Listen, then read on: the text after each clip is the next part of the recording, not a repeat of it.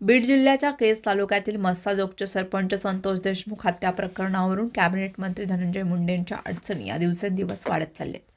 धनंजय मुंडे यांच्या निकटवर्तीय वाल्मिक कराडला काही दिवसांपूर्वी सीआयडीनं बेड्या ठोकल्या होत्या. त्यानंतर मंगळवारी कराडवर मोक्का अंतर्गत कारवाई करण्यात आली. या कारवाईमुळे वाल्मिक कराडच्या सुटकेचा मार्ग काही काळासाठी बंद झालाय. धनंजय मुंडे यांच्या निकटवर्तीय वाल्मिक कराड चौकशीच्या फेऱ्यात अडकल्यानं विरोधी पक्षांसह सत्ताधारी पक्षांकडून धनंजय मुंडेंच्या राजीनाम्याची मागणी केली जाते. भाजपच्या वरिष्ठ नेत्यांकडून यासाठी दबाव टाकला जात असल्याचं देखील चर्चा आहे.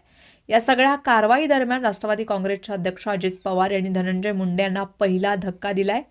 बीड जिल्ह्यातील राष्ट्रवादी अजित पवार गटाची संपूर्ण कार्यकारिणी बरखास्त करण्यात आले. मागील अनेक दिवसांपासून बीड प्रकरणांवरून अजित पवार हे वेट अँड वॉचच्या भूमिकेत होते. आता पहिल्यांदाच अजित पवारांनी थेट धनंजय मुंडेंच्या मुळावर घाव घातल्याचं बोललं जातं. यामध्ये बीड जिल्ह्यातील अजित पवार गटाची संपूर्ण कार्यकारिणी बरखास्त झाल्याची माहिती बीडचे अजित पवार गटाचे जिल्हाध्यक्ष राजेश्वर चव्हाण यांनी दिली. राष्ट्रवादी अजित पवार गटाचे प्रदेशाध्यक्ष सुनील तटकरे यांच्या सूचनेनुसार मंगळवारी रात्रीपासून सर्व कार्यकारिणी ही बरखास्त करण्यात आली. इथून पुढे जिल्हा पदाधिकारी निवडताना चारित्र्य पडताळणी केली जाणार आहे. गुन्हेगारी पार्श्वभूमीच्या अधिकाऱ्यांना पक्षात प्रवेश दिला जाणार नाही असा निर्णय वरून घेण्यात आलाय. खरं तर आतापर्यंत बीड जिल्ह्यातील सर्व कार्यकारिणी धनंजय मुंडे यांच्या सल्ल्यानुसारच नियुक्त व्हायची. अशातच आता अजित पवारांनी ही कार्यकारिणी बरखास्त करण्याचा निर्णय घेतल्यानं हा धनंजय मुंडेंसाठी मोठा धक्का मानला जातोय.